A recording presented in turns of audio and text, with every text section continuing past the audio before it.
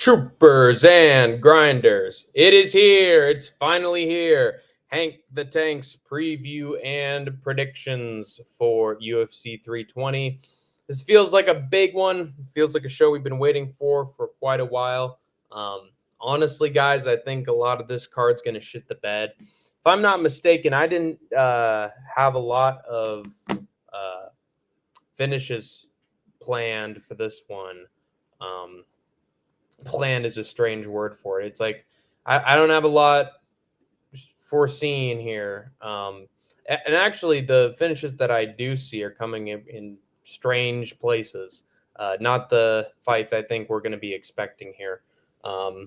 It's just going to be a weird show. I'm predicting it here, guys. You know, there are some pay-per-views that are just bangers, finish after finish after finish, craziness the whole way through. I don't see it this time, guys. I really don't see it. I mean, let me look at this thing one more time to see how many I have big finishes for. Okay. Oh God, this stretch. Well,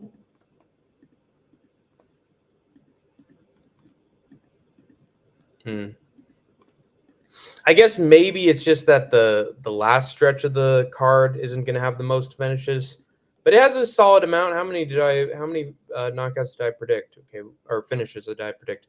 1, 2, 3, 4, 5, 6, 7, 8. Okay, 8.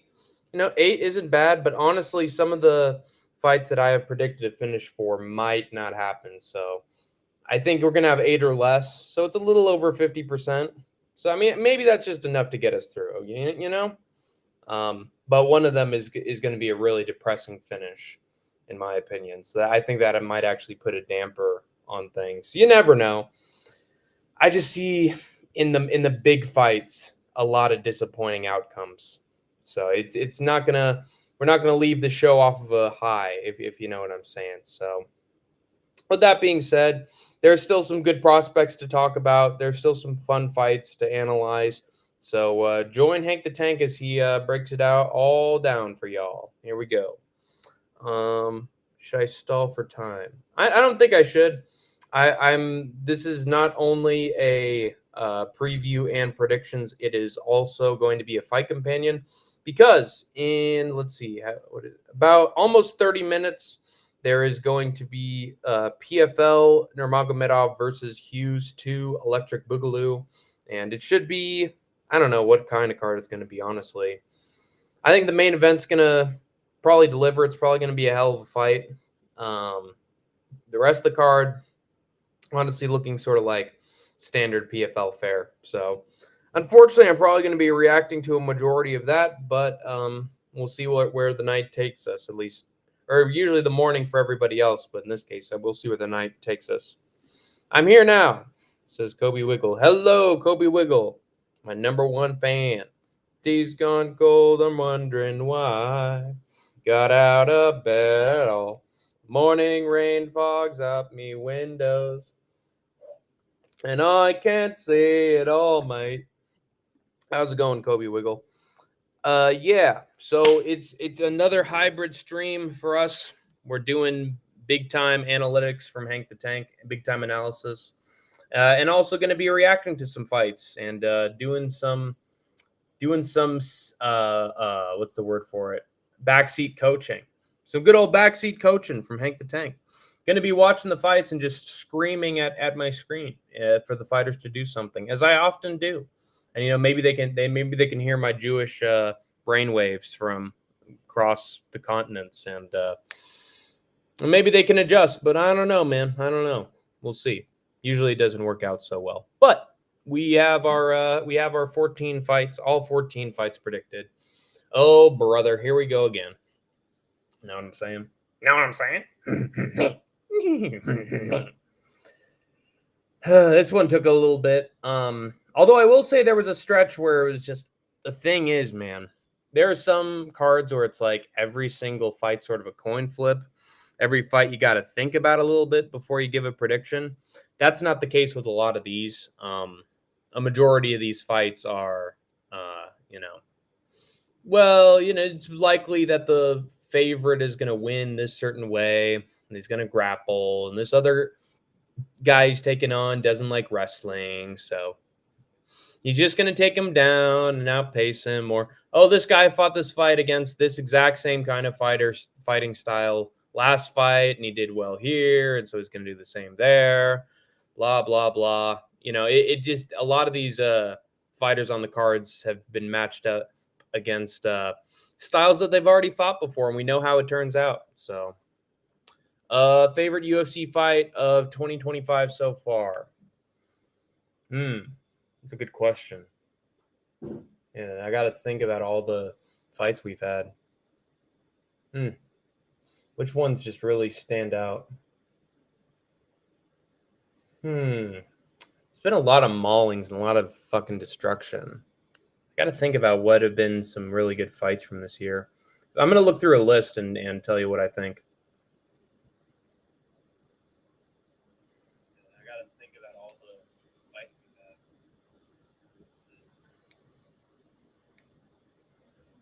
Now let's take a look. Oh, that's an easy one.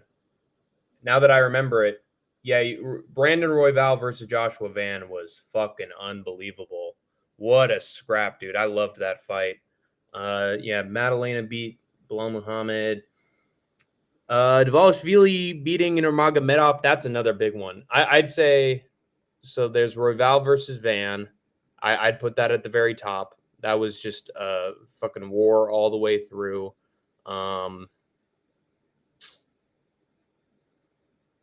And Dvalishvili versus Nurmagomedov, I'd say, is a great contender just because of the spectacle of it all, of this Dagestani wrestler being completely neutralized in the wrestling, and then Merab starting to take over as the fight went on. It told a great story. I think that's a good one. Prohaska versus Hill was a banger. Volkanovski versus Lopez was a classic championship fight. Just felt like a classic. Cannonier versus Rodriguez was an absolute war. Yeah, that wasn't. No way. Oh, Nurmagomedov versus Hughes 1 was this year as well. That was a pretty good one. Oh, Lopez versus Silva. That's another great one. Alisson versus Almeida with the counter. Yeah, those are all really good ones. So yeah, that would probably be my top 5, top 7 list. But yeah, there's been some good fights. Honestly, guys, this, in my opinion, has been sort of a slow year for the UFC. I don't know, man. Lots of disappointing outcomes. Then again, what else is new? What to say, man? What to say? There's just been enough. There's been just enough action for every card to be good, but not enough action for there to be like an all-time great card. I mean, what was the card everybody was buzzing about that just happened recently? Let's take a look.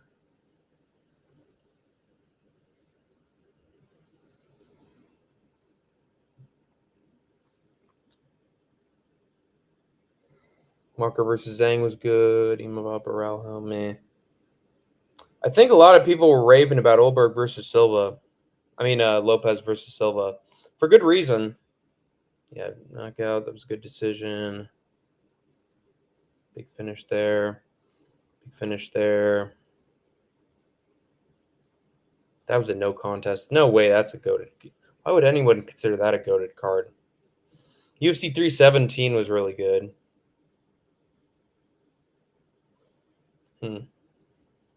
Remember Guru said goated card for one card. I forget what it was. Like those fucking villagers from Minecraft.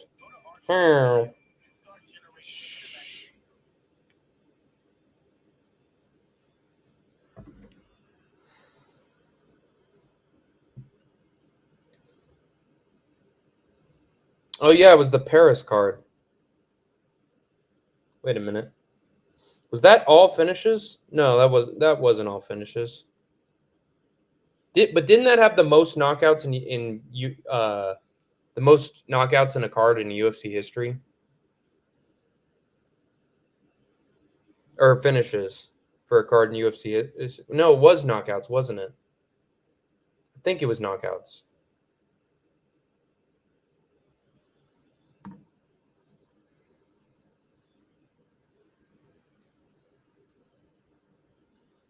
Yeah, so there was Benoit Saint Denis getting that rear naked choke. That was a huge moment. Bukowskis got the big knockout. Mason Jones. That was a hell of a fight. Soul and McKee had a good fight. Gomez, classic. C got a knockout. The Leha got that knockout, which was nice. Fernandez, Patterson, that was cool. Oh, Brizek and Fikretnov. Yeah, that was a hell of a card. Yeah. Sometimes when you just watch a bunch of UFC cards, there are select few that just fly under the radar. All right, let's get into it. Let's get into the preview and picks without further ado. But basically, what I'm trying to say is this year has been good in terms of the action. Like, it's been enjoyable, but it's not like 2023 in that there's crazy shit happening all the time. You know, especially in like the main events and the title pictures, you know, the big time fights. Like, there just isn't a lot going on, you know? There's a lot of stuff that isn't there. There are less surprises, is what I'm trying to say. Years where there are big surprises are often the best, in my opinion. But this year hasn't had that many. The only one that I can think of is Jack Della Maddalena beating Bilal. But that's pretty much the only one. Johnny Walker beat Zhang, but that's not a big time fight, you know? That isn't a huge fight. Anyway, enough complaining from Hank the Tank. Let's get into the fights. Starting with Veronica Hardy versus Brogan Walker. The fuck? Okay. This is annoying. What the hell is this? Stop.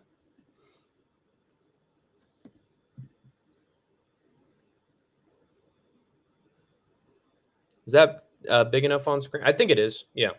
All right. So Veronica Hardy versus Brogan Walker. I think Veronica Hardy is decent. She lost to Eduarda Mora 10-1, but 10 wins, 1 loss. That's a pretty solid prospect to lose against. Veronica Hardy's wrestling has never really been the best. Her takedown defense is pretty shoddy.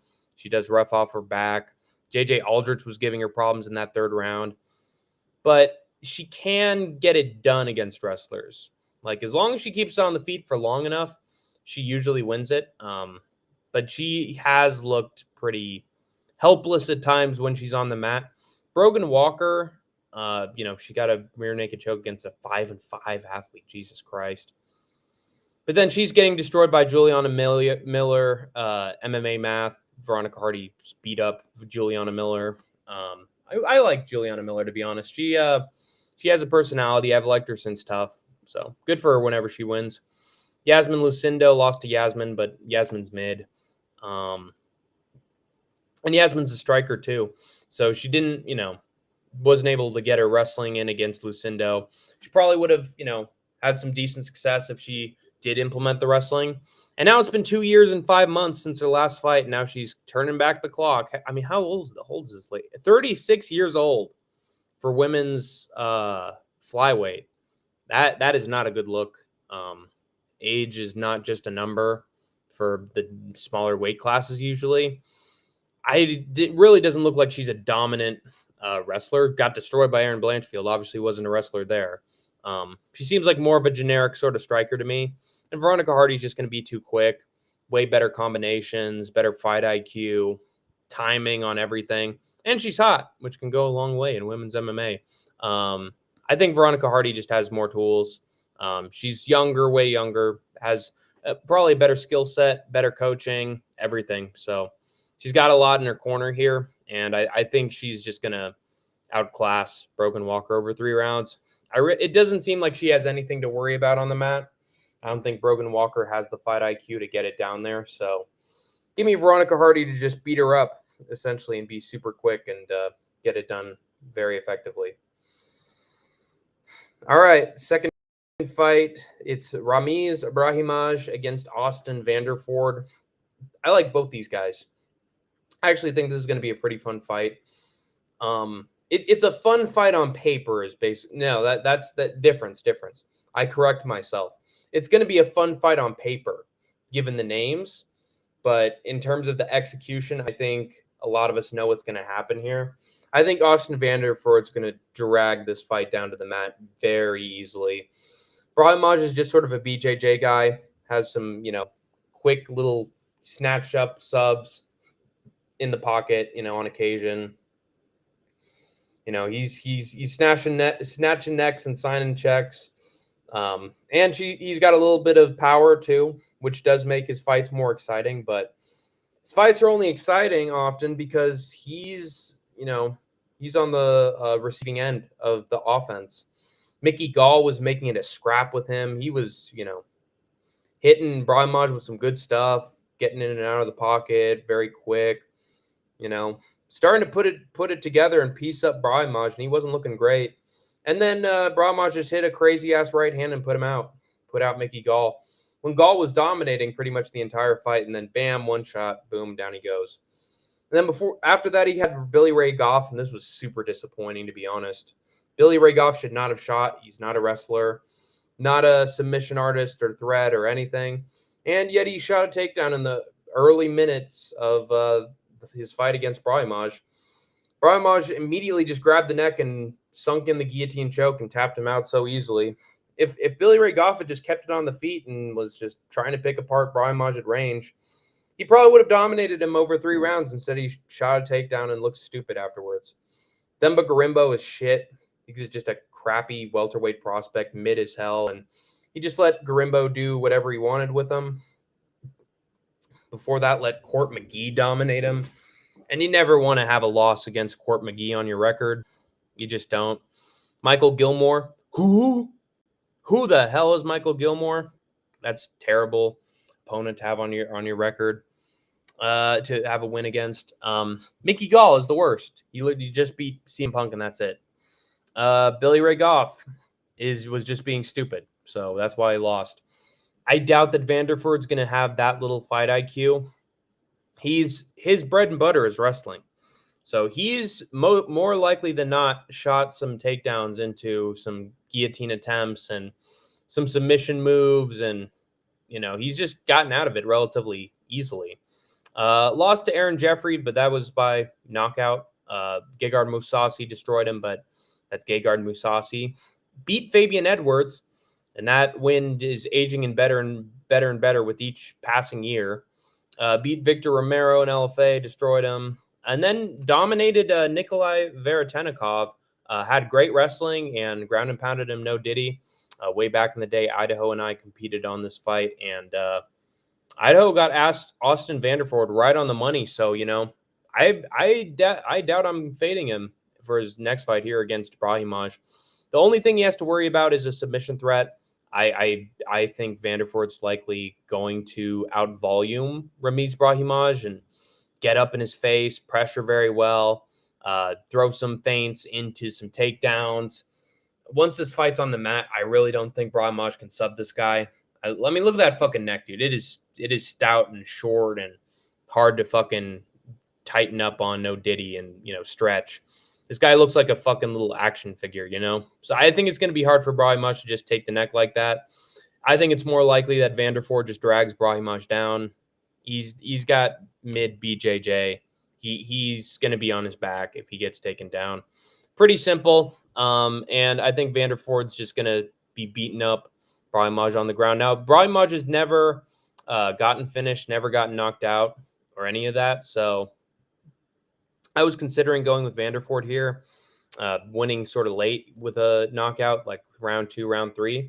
And maybe I'll be wrong there. I will also be coordinating with Larry CTM on my picks and his as well, because we are a tag team in the Mecca. It's a 2-man connection combination with me and Larry, and couldn't have asked for a better partner, to be honest, because Larry's a very consistent predictor like me. And we usually do pretty well on these cards, especially UFC. So likely Larry will have some good insights for me about what props look good to predict. I'm not a betting man. Larry's a betting man. And maybe for that reason, I might actually have to tone Larry down a little bit with his picks because he might go for like unlikely scenarios that could net you a bunch of money. But in this case, you got to sort of play it safe often and go with the more logical methods of victory here. So I might actually have to have some talking with Larry about how these fights are going to go beyond like the winners and losers. Or maybe he'll make me see the light that maybe Austin Vanderford gets a finish here in round 1 or in round 2 or 3. But I really do think that Vanderford's just going to get this thing down to the mat and just have his way. But Brahima just is tough. He is tough, and he doesn't, submit very easily. So I think Vanderford is mostly just going to school him. I think he's just going to drag him down and pin him down, hit him with some decent shots, but not get the job done, nor submit him. So give me Austin Vanderford by unanimous decision. It's going to be a lot of ground and pound, man. Ground and pound. Third fight of the night, we have Punahele Soriano against Nikolay Veretennikov. Man, these two are really low level here. Punahele Soriano is having a great rebound in the welterweight division. Has gone down from middleweight, which apparently he was really struggling with. Now his size is really starting to take effect here. He's not getting, I think he's found his natural weight class. He's not getting chinned by huge fucking fighters. And he's also had some decent opponents he's getting booked against, like Miguel Beza. He just out wrestles at welterweight, which is impressive because he's not primarily a wrestler at all or a submission guy. Against Uros Medic, he just knocks his ass out. But honestly, that win hasn't aged that well since Uros Medic also got dropped by fucking Gilbert Urbina, and Urbina's like the worst of the worst. But he did knock out Medic, and Medic is a decent striker, so it is pretty impressive. He knocked him out on the feet, like figured his game out. Nikolay Veretennikov barely beat Francisco Prado, but Prado also had a lot of time on top in full mount that Veretennikov just gave to him. This was a split decision for a reason. Many thought Prado won, and Veretennikov was, allowing himself to get hit on the feet and dragged down to the mat, which seems like Punahele Soriano's bread and butter at welterweight at this point. I think Veretennikov's going to allow Soriano to get him down, and even if he doesn't knock him out on the mat and with the ground and pound, I think him getting up is going to wear him out and leave him very open for Soriano to just hit him with a big shot. Veretennikov's striking defense is really bad. As you can see just by his fucking pose, he really is a blockhead. Just fucking rock'em sock'em robots, just come forward and swing, just a fucking robot. And I think having that static style is going to allow Soriano to just hit him with some huge looping shots around the guard and just put him out cold. I really do think so. Austin Vanderford schooled him. That was his debut. Danny Barlow beat him, and Danny Barlow looked horrible there. So even a prospect who's absolute shit and can't even put it together in the cage can beat him. I don't know, man. He's just too much of a blockhead, just too static. He's going to leave himself wide open on a silver platter for a huge overhand. So it is what it is. I think Soriano's going to knock him out in the very first round.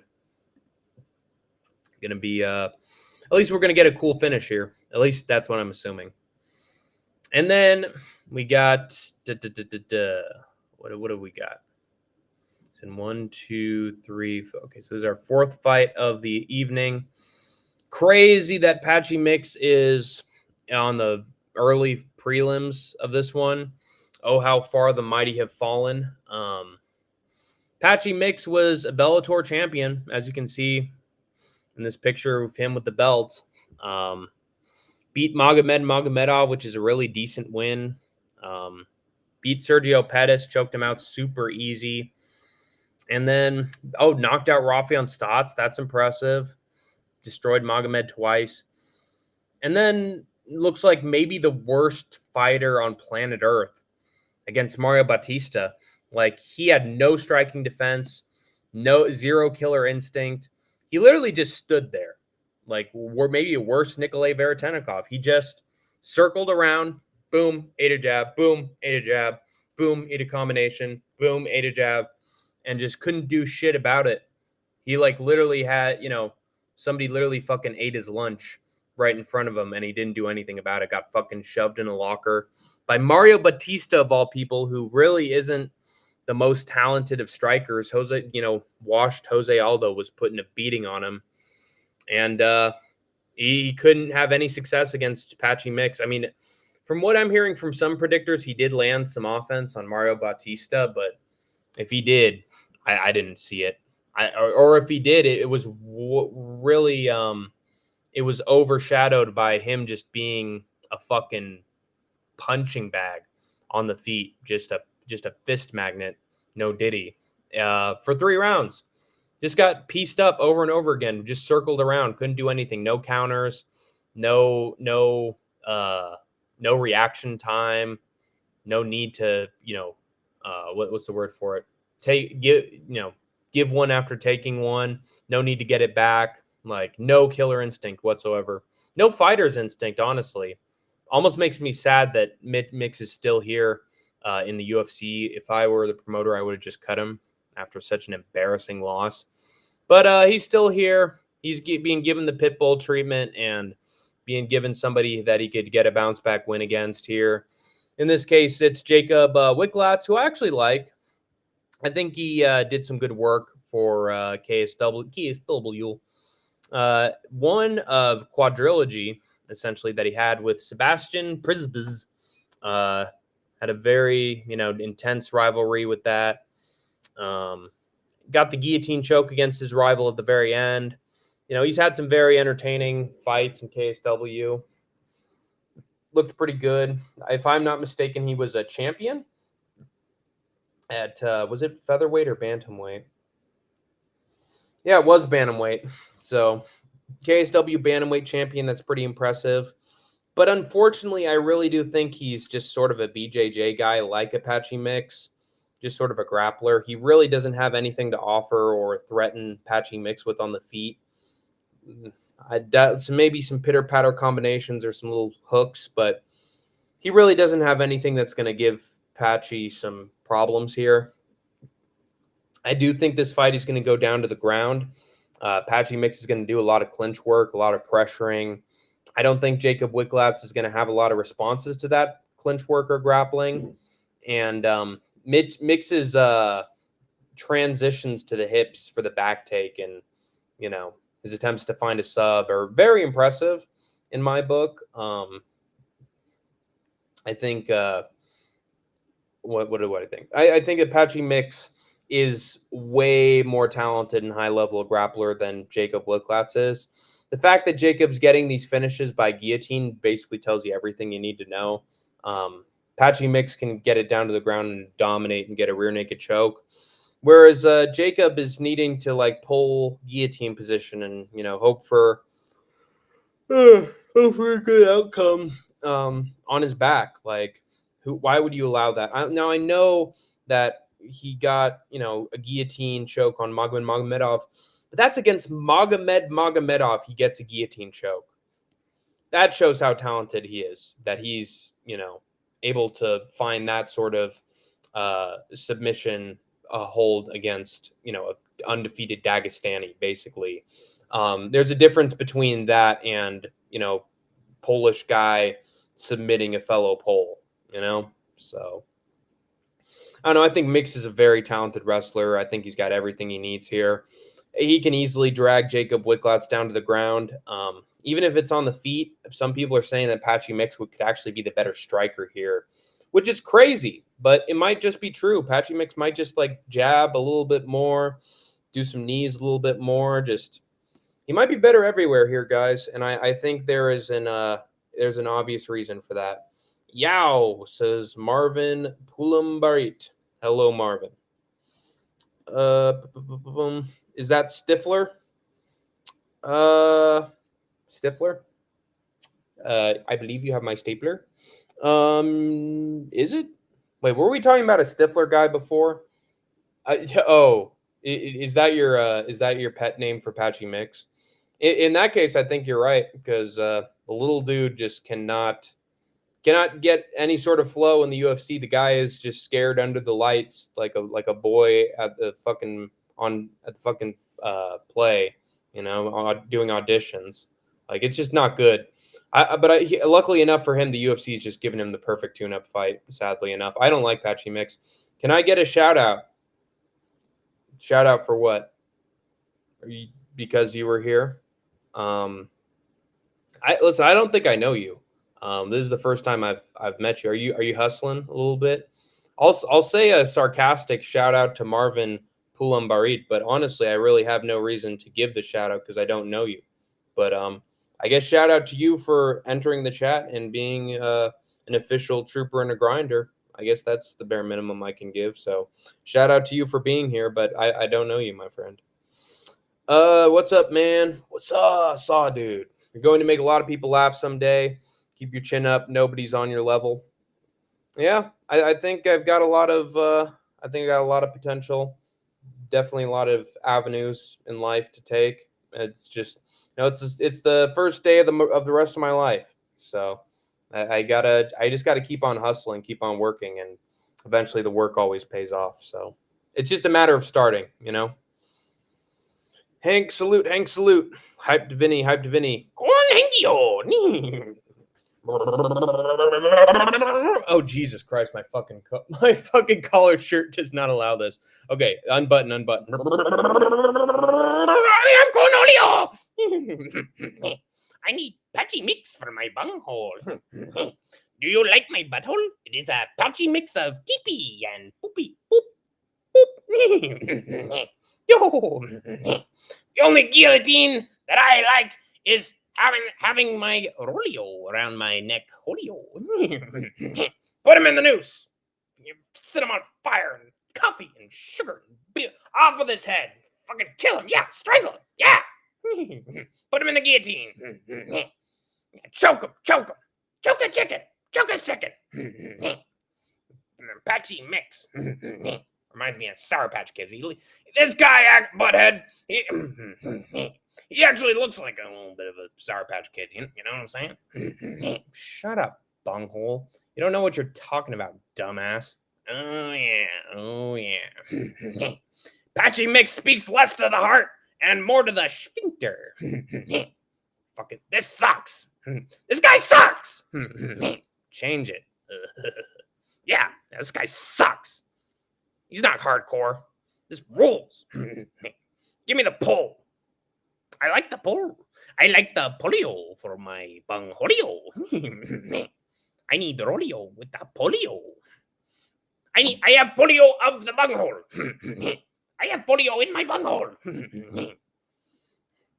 No diddy. Hyped Vinny.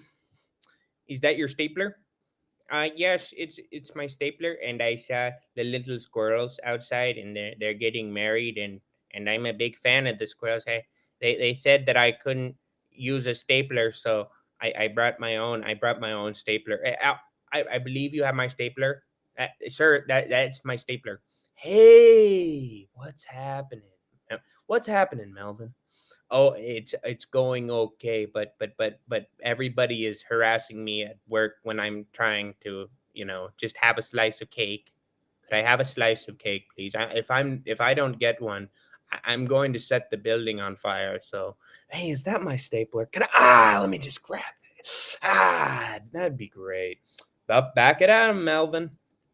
What's happening? If I could have you working Saturdays, if I could have you on the weekend, that would be great. Okay, but that's my stapler, and that was easy button, and well, I'm going to set the building on fire. This is the last straw. Excuse me, miss. My martini, my margarita. I didn't wanted no salt on my margarita. Okay, I wanted a mojito with lime and no salt, but I got salt around the glass, and I'm going to set the island on fire. Okay, I need my margaritas with no salt. Wow, $10 from Andrew. What a fucking goat, dude. Let's fucking go, goat. Dude, you're calling me the GOAT. You're the GOAT of the fucking donators, man, and the GOAT of the chat, dude. Andrew, and Andrew B died so that Andrew of the Mecca could walk. So Andrew has reincarnated as the Dono King, and I appreciate the $10 dude. Seriously, like, you do not have to do this, man. I guess Hank's Warzone is Andrew's passion project, and you know what? I can't blame him. So thank you seriously for the $10 to do that. That's very generous. I think Patchy Feet and Cement Mix made too much money as champ and partied his nervous system into oblivion. Yeah, but Pitbull looks so bad too, and then he loses to Yair Rodriguez, and then dominates Dan Ige, dude. Dominates Dan Ige, and Dan Ige is like a featherweight dark horse. So I feel like a lot of these Bellator fighters have their first fights in the UFC and they really don't know what to do, and then as they get used to it, like as they get adjusted to the energy, I think they get better over time.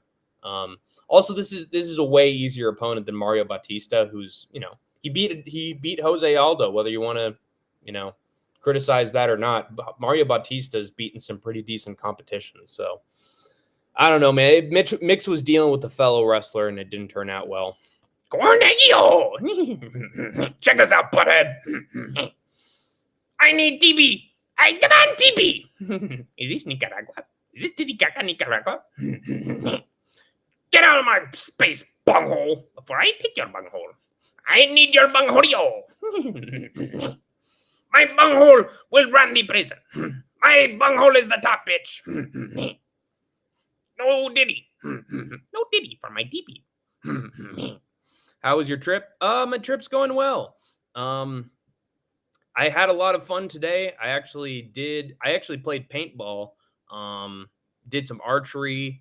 Drove quads, which I love, dude. Man, that takes me back to when I was a kid, man. When I was I think I can talk about this. When I went to Tahoe, and I was fucking driving quads around the fucking property. That shit was fucking tight, man. I love driving the ATVs and the quads around Tahoe. That was the best, man. So I got to have some nostalgia there. Haven't driven any quads or ATVs for a while, so gave me a lot of nostalgia. Also, I did pretty well at archery. I got like 3 bullseyes on the target. So it's actually maybe it was just, I think it was just 2.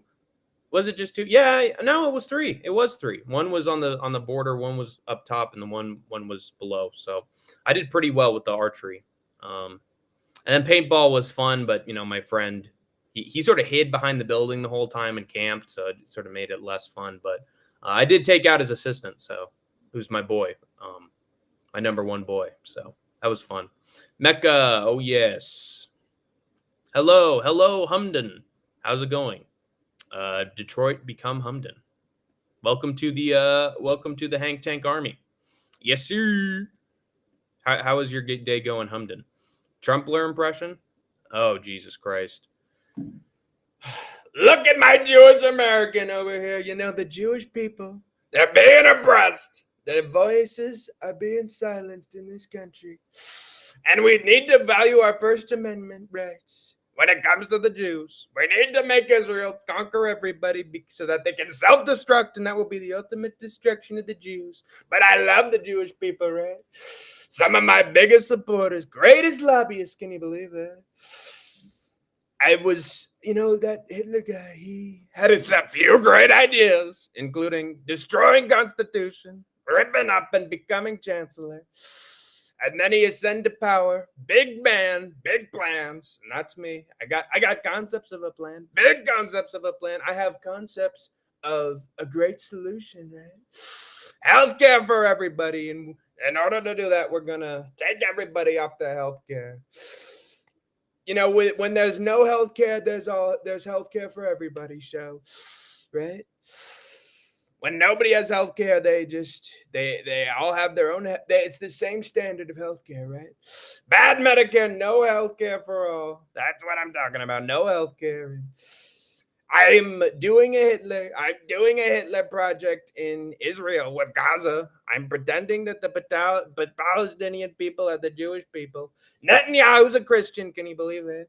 Secret Christian, right? ruin the reputation of the Jews, and then have them all slaughtered by an atomic bomb. That's the plan, right? Stifler plus Trump. I forget who Stifler is. Me and my wife are laughing so hard at you. Thank you. I'm glad it's at me, not with me. Hype Divinian Cornegio. No. But old Trumpler. Yee! All right. Trumpler, right? Wait, the Stifler. Who's the Stifler?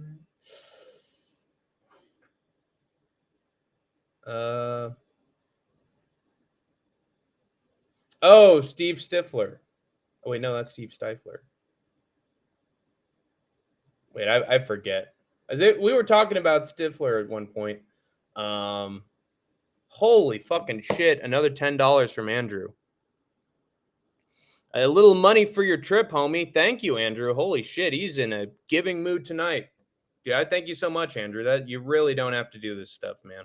I'm just a knucklehead McSpazatron who can do voices. So but I really do appreciate the chump change. It isn't chump change. It's $20, dude. That is not a small amount of money. So Andrew is being very kind to me, and I appreciate him, seriously.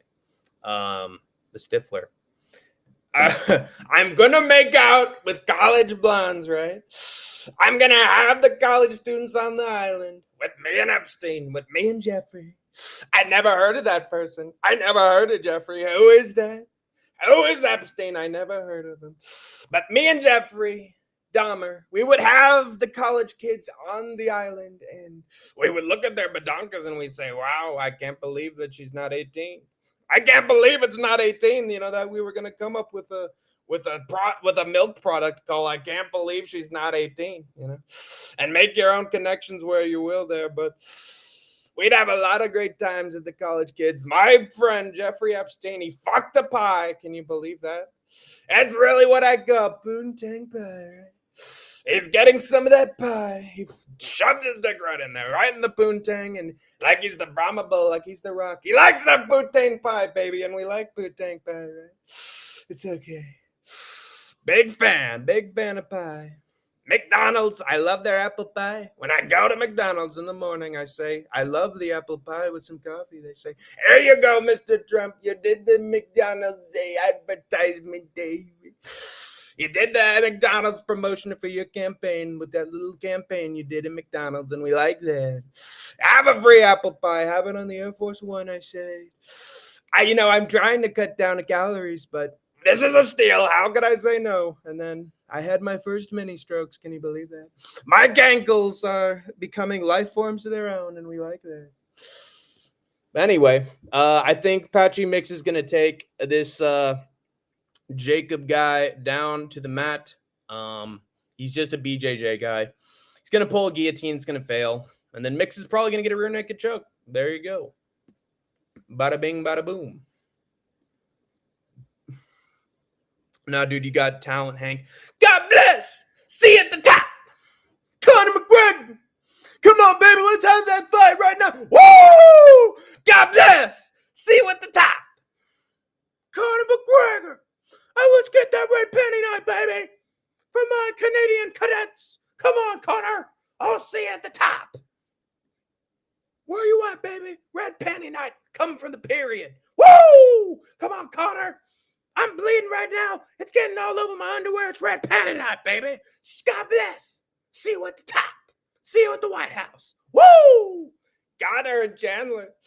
They are true American heroes. Even though the Connors never identified it as an American citizen.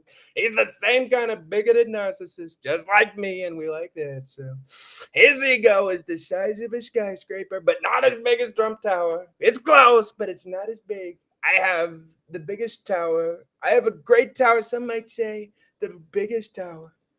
And according to my Department of Bureau of Statistics on jobs, I have the biggest tower. According to the Department of Infrastructure, according to my new infrastructure director, Pete Keg's breath. He says, my tower is the biggest tower. That's what Melania tells me. And we have to go from her opinion. Being my beloved model wife that I got as a Russian sleeper cell for 20 years. So if her opinion isn't valid, I don't know what is. I really don't know what it is. Anyway, enough Trump. Macy Chiasson against Yana Santos. This one I think is really simple. A lot of people, Jesus Christ, stop.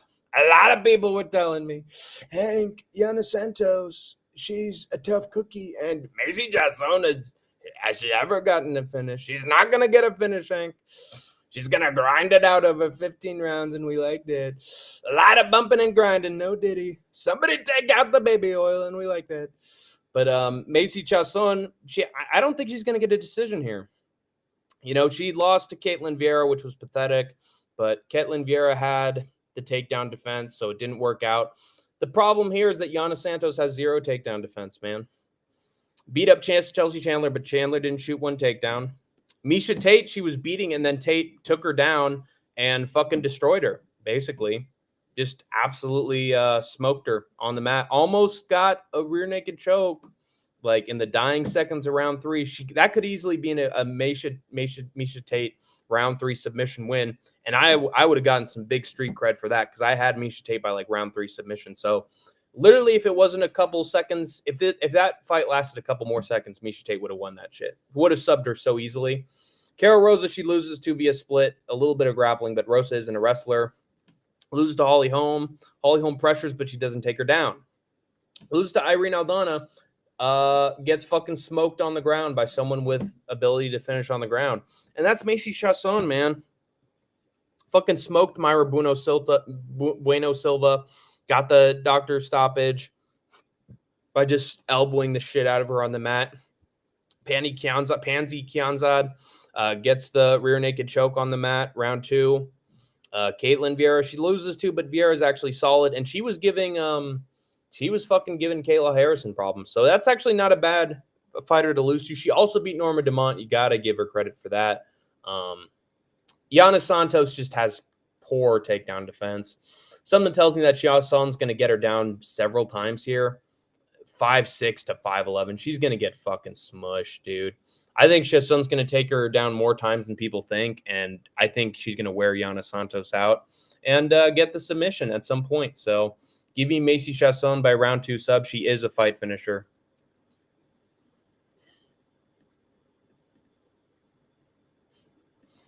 Andrew's loving it.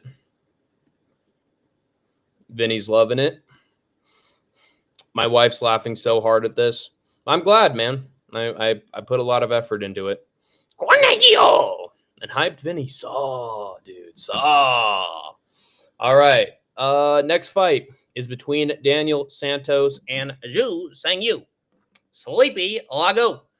Zhu Sangyu is suing you. I'm suing you, Albuquerque. Better call Saul.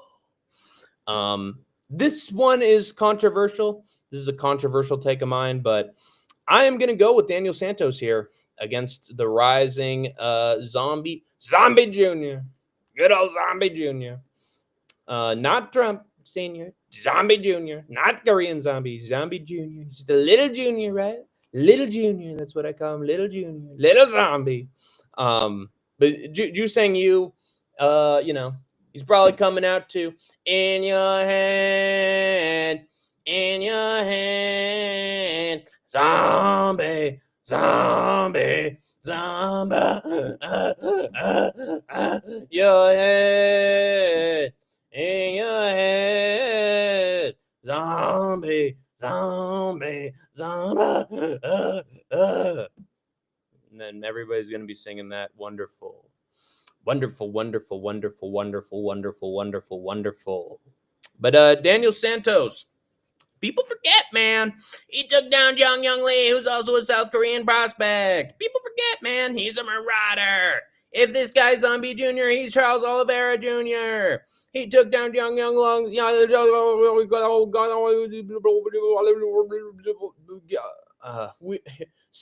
he took down Something Wong, we too low, bang ding out. People forget, man. He's the guy who changed the graphics on that newscaster screen. So he dominated the Korean Tiger, took him down, controlled him super easily on the mat. Yeah, man. I mean, what else can you say? Dude fucking smoked a Korean striker, ate him for breakfast. I mean, they're eating hamsters, so it's only fair. Very easily out-grappled him. Destroyed John Castaneda, which is not a bad win. Beat Johnny Munoz Jr. Was only lost to Julio Arce, who is a wrestler primarily. Who's submitting fucking Russians in Brave. Like, this dude's actually really solid, has good wrestling. Juseng Yu knocked out Jekka Sergi, who has to be maybe the worst featherweight in the entire UFC. Knocked him out with the counter left hook, and people forget, man, he was getting stung up with a bunch of shots. He had to get one counter left, and that's what won, but he was getting pieced up on the feet. And Daniel Santos has been able to piece up a bunch of great talent on the feet, and then if he needs to, get the grappling in. Juseng Yu has all right takedown defense, but he's not going to be able to deal with multiple takedowns, in my opinion, especially if he can't get that finish. I think Daniel Santos is going to piece him up a little bit. He's going to get hesitant. He might even try some grappling, and Daniel Santos is going to turn it around. I don't know. I think Daniel Santos has really good output and volume. And if he needs to, he's always got those takedowns in his back pocket. I just don't see Juseng Yu finding a way to just get back up, dude. Korean fucking fighter. He's going to be laying there, dude. On his back. No answers. I think Santos is going to survive.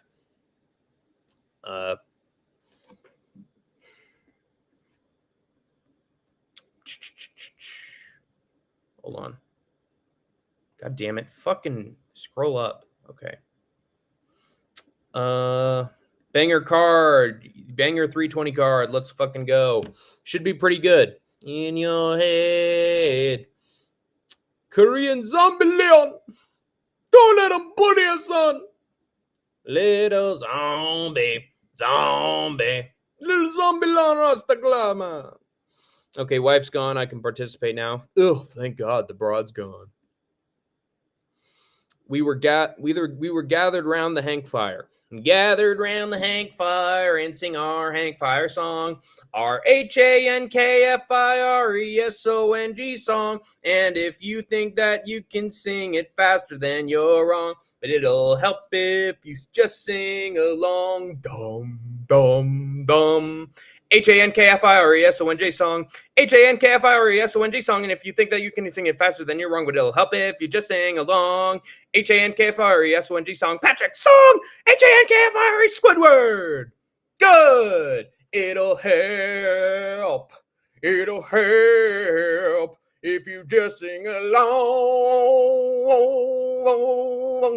Oh yeah! Now, wasn't that relaxing, Squidward? No. The Hank salute. 10 hut at ease, troopers and grinders. Yeah. Andrew, I showed my wife that emoji. So funny, bro. Low, word, yo, Vinny, like, fucking, word, dude, like, bet.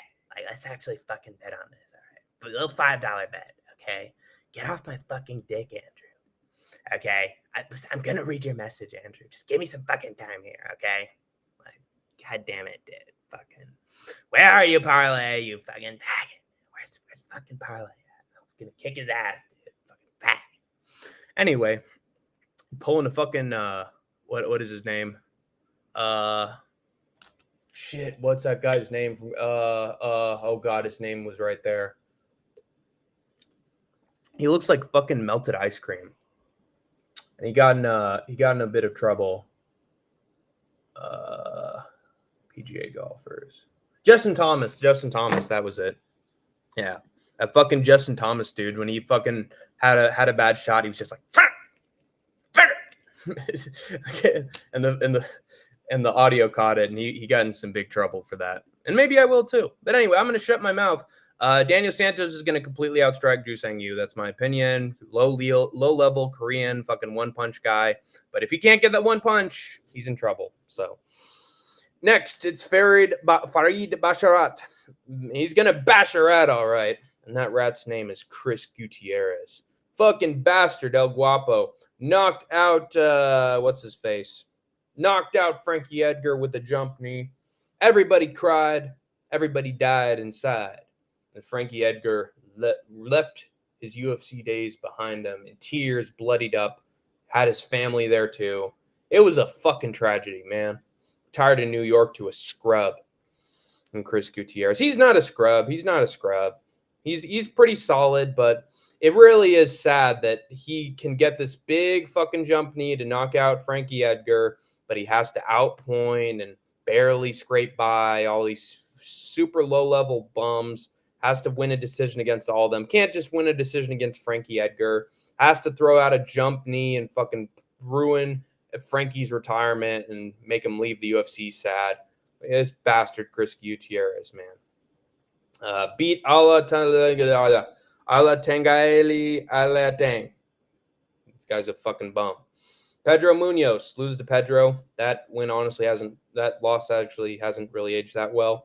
Lost to Song Yadong. Yadong solid. Beat Kwang Lei. That guy's an LFA fighter. John Castaneda, he has a split with. Sexy Mexi sucks. Farid Basharat, meanwhile, is facing some equally low-level competition. Victor Hugo. He did beat Taylor Lapilus, though. That's a pretty damn good win. Lapilus is, I think he's a champion in Aries right now. So that's a pretty good win. Clayton Rodriguez. Damone Blackshear's a good win. Alan Bagoso, 7-1. So he hasn't been fed the best of competition, but the thing is here, the styles clash. Styles clash by AJ Styles. He's going for the phenomenal forearm. Holy shit. He got the styles clash. El Guapo, Chris Gutierrez just doesn't have a lot of takedown defense, man. He does, but when he's on his back, he just lays there, dude. No answers. No throwing up submissions to try to get out of it. No kicking the guy off. He just lays there, dude, and just throws the legs up like it's fucking missionary position, and he's going spread eagle, you know? So Chris Gutierrez is a bottom, not a top. We have learned this. Despite being called El Guapo, he is definitely a bottom. And he's just going to accept bottom. He's going to accept missionary here from Farid Basharat on top, and Basharat's going to grind it. He's going to grind him, as Clipson would put it. But no Diddy, only Clipson. So, yeah, Basharat's going to bash this rat and send him packing from top 15.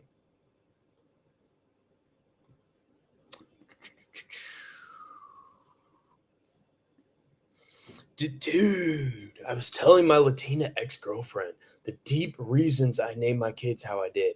She's like, my son's Julio. I named him because I love the month of July.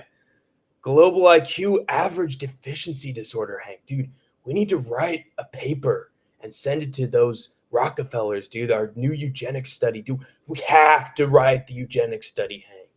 These people are fucking global 85 IQ, Hank. Perfect SpongeBob song. Holy shit, right on Q2. It's perfectly done and pertinent somehow. Yeah, I know SpongeBob, man. I sort of look like dude. I sort of look like fucking SpongeBob right now with the little fucking holes. No Diddy. Leah Thomas versus Weili Zhang impression. Leah Thomas.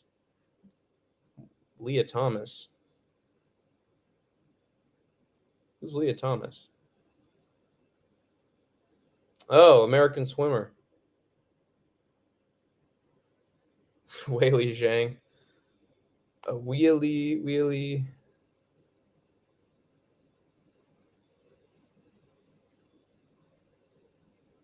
Yeah, okay. Leah Thomas versus Weili Zhang impression. Listen here, Chink. I'm going to send you into some deep waters. So I'm going to take a deep dive into your downfall. Woo! And then Weili Zhang's like, oh, you are sexy. Oh, yeah, yes. Handsome. You are handsome. I'm going to take the back of you now.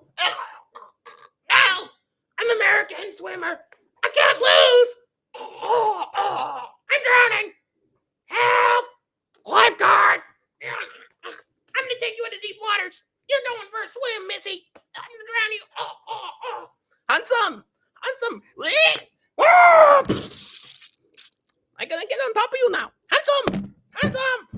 Flow like water. Fuck you.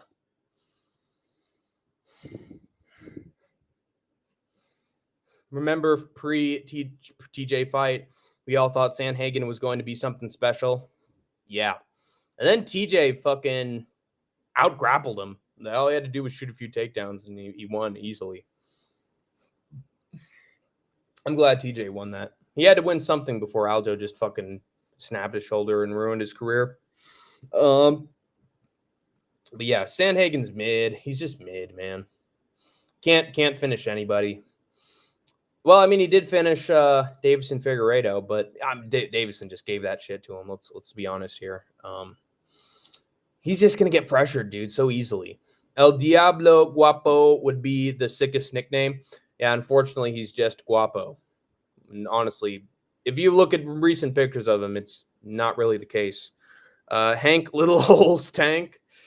I'm not interested in that, man. I do not have a little hole, okay? My hole is really big. Okay? It just comes from years of working out the asshole, you know? So, no little holes, only big assholes, including the shit coming out of my mouth. So, yeah, deep dive into your downfall. Yeah, exactly.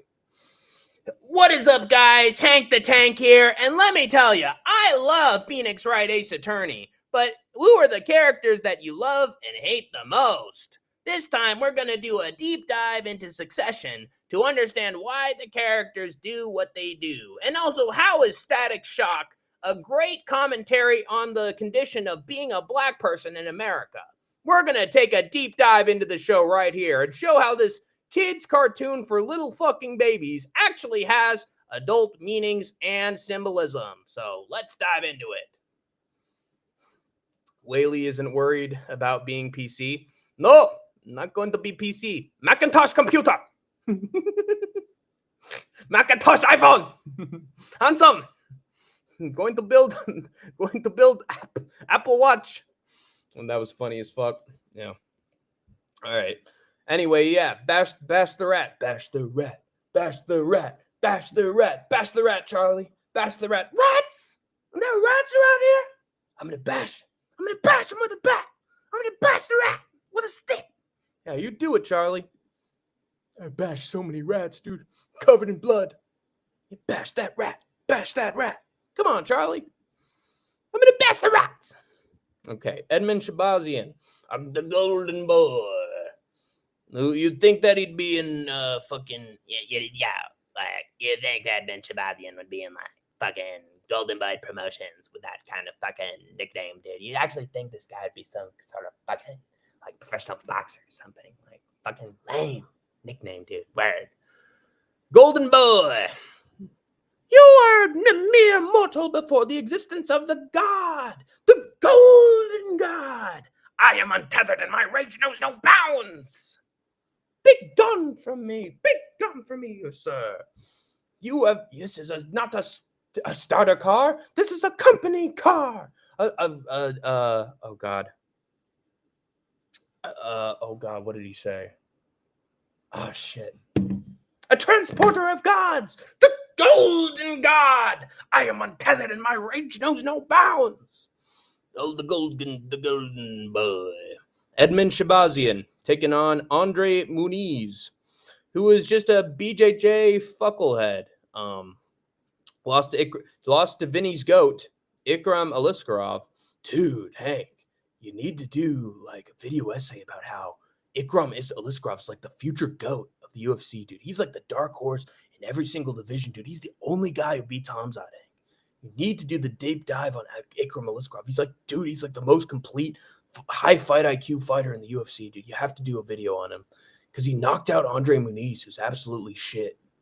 Before that, won a split against my boy Iron Turtle Young Park, but he just did nothing but lay on top. Couldn't do anything offensively. Got knocked out by Paul Craig. Got knocked out on bottom by Paul Craig. I'll see myself out. Lost to Brendan Allen. Got subbed by Brendan Allen. Yikes. Beat Uriah Hall, who's shit. Beat Young Park, who's, not bad, but he just did nothing in that fight. Then Ikram Aliskerov knocked him out, and so is Paul Craig. Anyway, Edmund Shabazian did beat Andre Petrosky in maybe the most impressive win of his career. Showed actually solid takedown defense. looked really good, stumbled Andre Petroski very early. Should have pulled a Cam Rouston and just finished the job, but he needed that win. So he just proved that he could maintain a win streak and just got it done in very dominant fashion. Now it's patient Edmund Shabazian, and maybe that's the new mythical fighter. For that, knocked out Dylan Budka. Very easy. Lost to GM3, the GOAT GM3. But that was because he got a little impatient and was looking for that finish. 9 times out of 10, let's be honest, Edmund probably finishes the job with Gerald Meerschaert. Knocked out AJ Dobson. I love this fight, by the way. And then before that, lost Anthony Hernandez, but Hernandez is going to be fighting for a title one day. It's understandable. Andre Petroski easily dispatches Andre Petroski. And for that reason, I think he's going to destroy Andre Muniz too. Muniz is going to look for some takedowns. It's not going to work.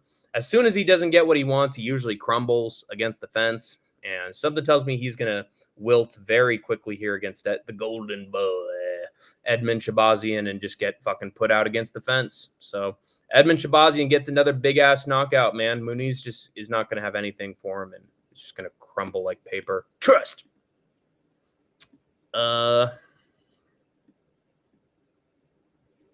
Let's read some more Vinny the Guinea comments. Corey is just smart and lanky. Yeah, I mean, that's what's gotten him this far, but smart and lanky probably isn't going to beat Merab. Let's be real.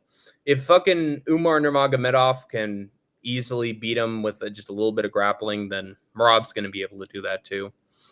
Virgin's dad beating Richie's racist dad's ass impression. Virgin's dad beating Richie's racist dad's ass impression. Wait a minute. Is that from Static Shock? Wait, Virgil's dad beating Richie. Wait, is that from Static Shock?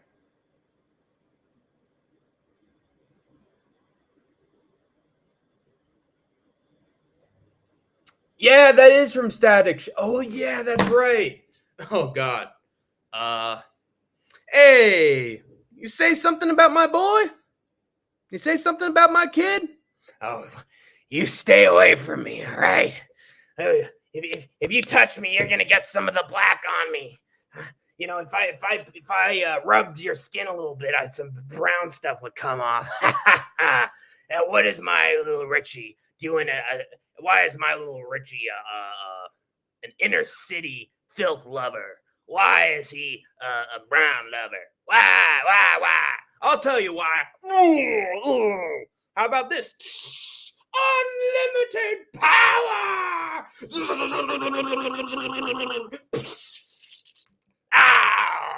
Damn it! I was supposed to live in Alabama my entire life, and now I'm here in New York, living with some goddamn animals. Oh, yeah. Well, here's a double fist from the gorilla. Oh. You call me an animal? You know why they called me an animal? Because I can do this. Oh. You're in here with an animal, son. You don't call my son anything ever again, you hear me? Unless you want to say it to my face. Unless you want to come home and... If you want to come home and... unless you want to come home and get that belt, sucker.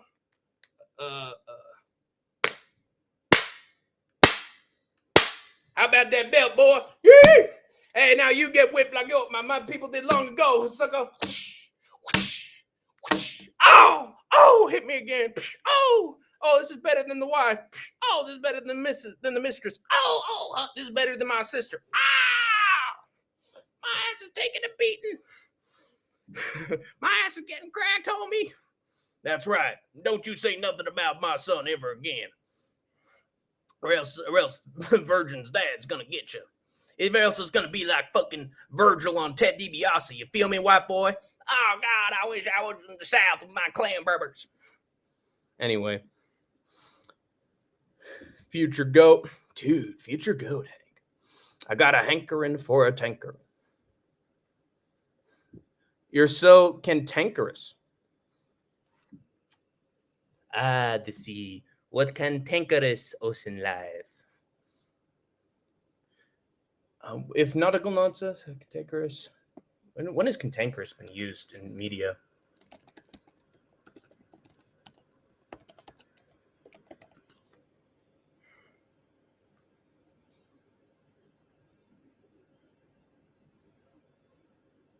Oh yeah, I thought it was like it's a cantankerous crustacean or something.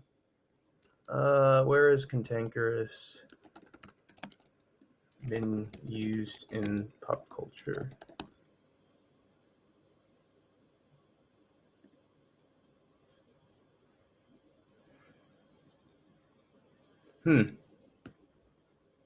Weird. Cantankerous. I swear that's been used in other places. Cantankerous fun. Spedman Edbazian. Yes. Oh my God, Special Edmund would be such a sick nickname. The Special Edmund. Static's dad. That's his voice. Sucker. Now can you dig that?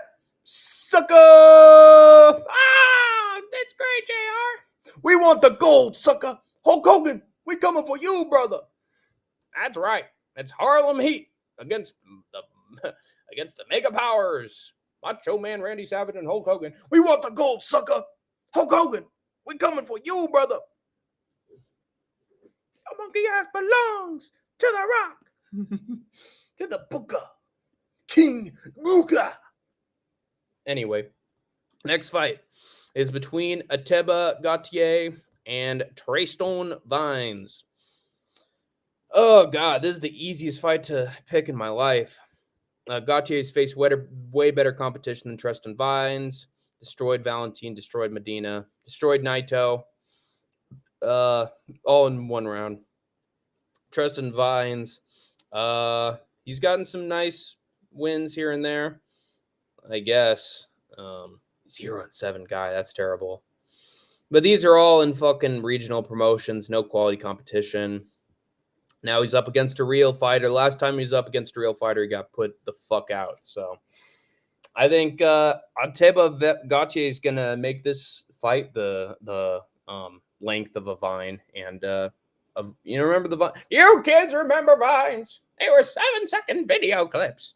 He's gonna put out Treystone Vines like it's a fucking Vine. So in 7 seconds, I'm predicting it. There you go. Someone clip it. That was a good one. Clown is Clan Tanker. Yeah. Hey, remember the good old days, Ark, where you'd come to the clan meetings and we'd burn the crosses? Yee! I'm Crayon Tankers. Ed Men Tankers. Yeah. You cantankerous crustacean. Oh, this is delicious. Bottled water.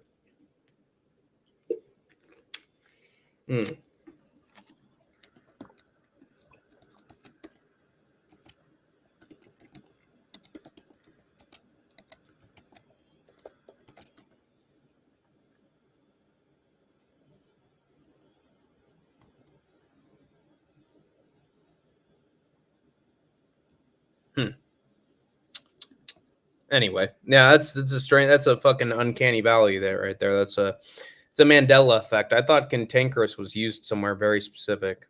Cantankerous adventure. I think maybe that was used in Marvel Comics. Yeah, that might have been used for like Submariner or. Yeah, I think that was used for Submariner comics. The cantankerous adventures of the Incredible Hulk. Yeah, dude, that's where it came from. That's where I remember it coming from. I swear Stan Lee used cantankerous like a bunch of times in the comic books. But anyway, next fight. Was that a main card fight? No, prelims. All right, we're on the main card now. It's Be Like Joe Pyfer taking on Abus. Hey, it's Abu. Yo, Curtis, it's fucking Abu. Don't trust a German, Kurt. Don't trust a German. It's Abu Magomedov. And good old Abu beat Michel Pereira in shocking fashion, but Michel Pereira honestly looks like a shell of his former self. Didn't have any killer instinct in there against Abu. And just wilted. Got taken down very easily. Just showed no heart, no nothing. Beat Bruno Ferreira, but he was getting fucking clipped up by Bruno Ferreira several times. Got the takedowns when he needed to, but that was bad. Beat Warley Alves, but Alves is meh. Lost against Kyle Baralho, which is aging worse and worse, and got knocked out by a jab from Sean Strickland. That's Strickland's last finish. Fuck. And he was getting pieced up by Bruno, man. He was getting pieced up by Bruno, who had a bunch of power. Before that, took on Michel Pereira, and Pereira just, looked like a shell of himself. So I don't see that as too impressive of a win. Couldn't even finish him either. Fluffy Hernandez is better. Trust. And Joe Piper, meanwhile, beat Kevin Gastelum. He knocked down Gastelum several times. You got to give Piper credit. Like, Kelvin has he has a concrete chin, and it comes from all the food that he's eating, like hardening up his arteries, including in his chin. But he was able to crack he was able to crack the artery clogged chin of Kelvin Gastelum. Before that, knocked out Marc-Andre Barriault, Canadian man, and Barriault's shit, but he did knock him out. He hasn't been knocked out since. Jack Hermanson took him to school, but that was over 5 rounds. You could argue that Piper beat him over 3. You could argue, if it was a 3-round fight, he'd be on a 5-fight winning streak. Knocked out Gerald Meerschaert early. That's pretty good. Abdul Razak Al Hassan beats him in impressive fashion. So I don't know, man. I just got a feeling. I think round 1, Joe Piper is a very scary fucking Joe Piper. Abus Magomedov could school him if it goes past round 1, but Michel Pereira kept on the feet with him. Bruno Ferreira made it very competitive with him for 3 rounds. I think Joe Piper's going to knock him out in round 1. I think he's going to drop Abus, and if that dude can get fucking finished by a jab, I think Piper's power is going to fucking put him out in round 1. So give me be like Joe Piper. Be like Joe Piper to get a round 1 knockout of this inbred man. Pretty simple. Abu. That's right, Abu. Don't trust a German, Curtis. Don't trust a German. Angry Hank. Don't trust a German. Okay, guys. What's going on with my fucking comments now? Abu. All right. Yeah. Just give me be like Joe Piper. He's got ginger power. He's going to knock out Abus early. Abus doesn't take getting hit very well at all. And he's dealing with the guy with the most powerful punch. He punches like a Ford Escort. Isn't he fucking awesome? Be like Joe Piper. All right, next fight is between Josh Emmett and Yusuf Salal. And this is one of many depressing fights for me on this card because Emmett's just had a tough go of it. Knocked out Bryce Mitchell in a very insane highlight reel fashion. Good for him. Mitchell, sucks as a person, and he's a fucking retard. So, he sort of had this coming. Didn't deserve to almost die, though. But he did deserve to get knocked out. And he's gotten his karma twice. Lerone Murphy, meanwhile, had a very close contest with Josh Emmett, in my opinion. If Emmett had done just a little more in that 5th round, he could have swayed it. But, Lerone Murphy just fucking flukes his way through the UFC featherweight division into the title picture. I hate 2025 UFC. Lerone Murphy will get a title shot soon, and it's going to be the worst. But yeah, Josh Emmett, he was the chosen one, Anakin. He could have beaten Lerone Murphy if he tried. Just a few more punches in round 5, and he could have taken that. Danny Ige could have also finished the job against Lerone Murphy, but because the featherweight has all just dropped the ball against him, he's now getting a title shot. This is the worst timeline, guys. Before that, didn't get finished against Ilia Topuria. That's impressive, but Ilia was beating his ass, and he's a future GOAT. Yair Rodriguez subs him in round 2. Honestly, terrible look. And then before that, gets a split win against Calvin Kattar. That's a horrible fucking win. Split against Kattar. Fucking hell. Knocks out Bryce Mitchell, though. That's not bad. But he's come so close to winning against Lerone. And that's why I want to sort of pick him against Zalal here. Because Zalal was having troubles against Kattar, who was washed. Cater was giving him sort of a run for his money, man. Literally a run for his money. He was running away from him almost the entire fight, getting cracked with some shots. But Zalal just did enough in the first 2 rounds to edge it. Didn't look so great in round 3. Something tells me that this fight's just going to go the exact same way. I feel like Zalal's going to be doing some point fighting. A lot of hand speed's going to come into play. He's going to circle around like he's fucking Ali, like he's the gyno fucking dog bender Israel Adesanya, run around doing his little Naruto run. And he's going to win the first couple rounds against Emmett. Emmett's just not going to be able to land on him because he's too quick a target. And then in round 3, he's going to turn it around, and Zalal's cardio is going to betray him, and now he's on the ropes. Oh no, here comes Emmett, and then Emmett just can't finish him, and then Zalal wins. He's a Moroccan devil, but he's more like the fucking Tasmanian devil because he just fucking circles all around the ring. Just fucking. He's gonna fucking funnel his way around the ring and just spin around, you know.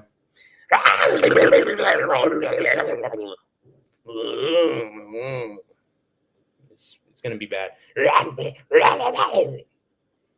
So there you go. Fuck Zalal, man.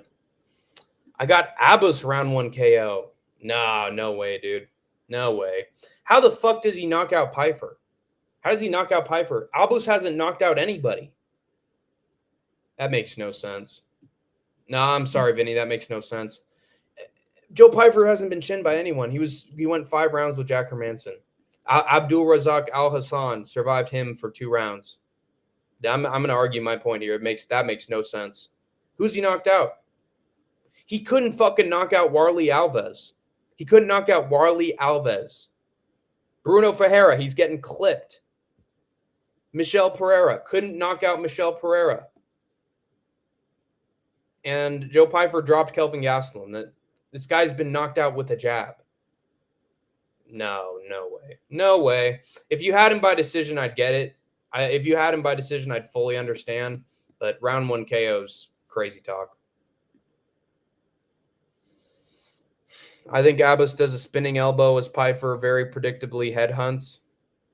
Abbas doesn't know how to do a spinning elbow.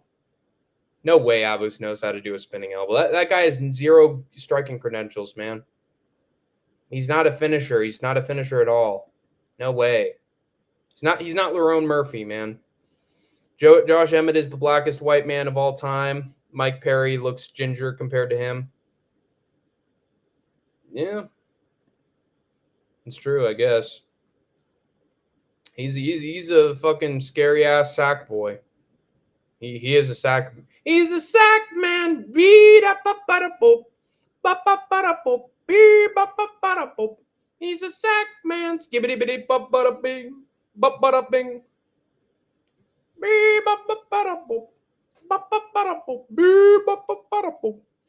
He does look sort of black, doesn't he?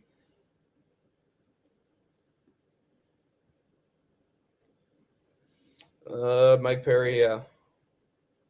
Josh Emmett just looks like Rorschach from Watchmen. Do it! Do it! Yeah, he does look like Rorschach when he takes the mask off. I'm not locked in this cage with you, Bryce. You're locked in here with me. Zalal's an amazing pick. Emmett has to plant to throw, and Zalal will be long gone before the punch lands. Yeah, he's too quick. He's just too quick. Dustin Stoltzfus got knocked out by Abbas in round 1. Yeah, and you think Pyfer's Dustin Stoltzfus? Dude, Joe Pyfer knocks out Dustin Stoltzfus in round 1. He fucking hits him with 1 shot, and down he goes. Well, I mean, Stoltzfus did take down Joe Pyfer. People forget, man. He did take down Joe Pyfer, and he snapped his fucking shoulder, but that was a fluke. That was a fluke. And then he came back and just fucking smoked everybody. Dustin Stoltzfus is sort of tough. That is a decent knockout, but who's he knocked out since? His last 5 fights, who has he knocked out? He hasn't knocked out anybody. Again, he couldn't knock out Warley Alves. So if you can't knock out Warley Alves, you're not going to knock out Joe Pyfer. That's my MMA math right there. But then we have Jiri Prochaska. Yuri Prochazka. Where does Yuri Prochazka fit in all this? Taking on Khalil Roundtree Jr.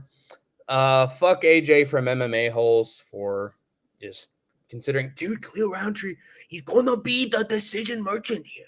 I think he's gonna out technical Yuri Prochazka. I really do. I think he's gonna hit him with some leg kicks. Dude, Yuri Prochazka doesn't defend against leg kicks.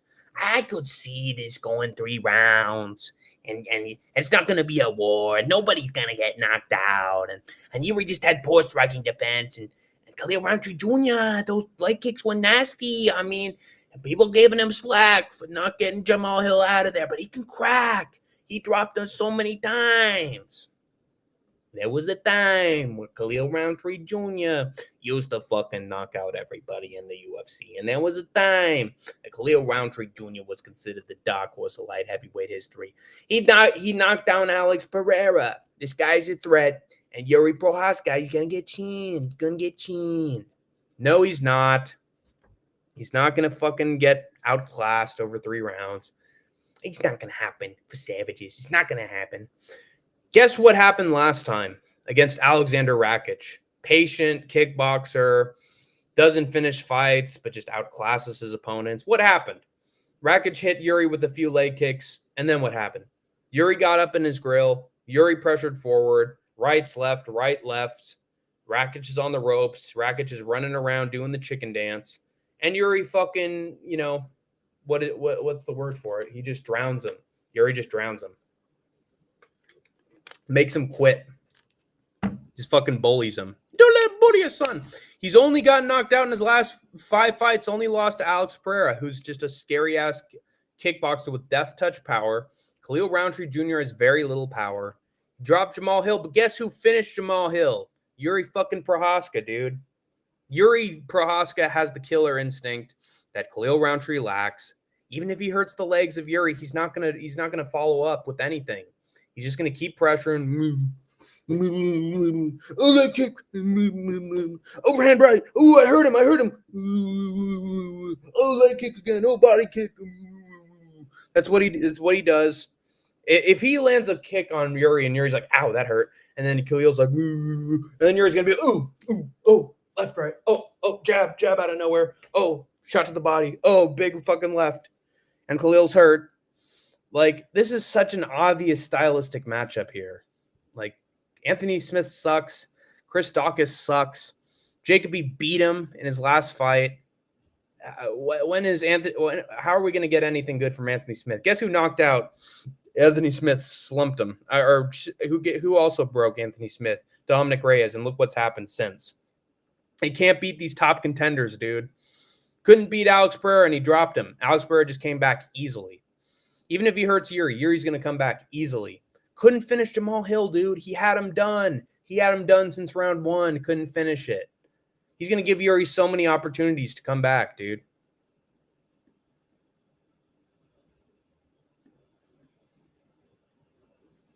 I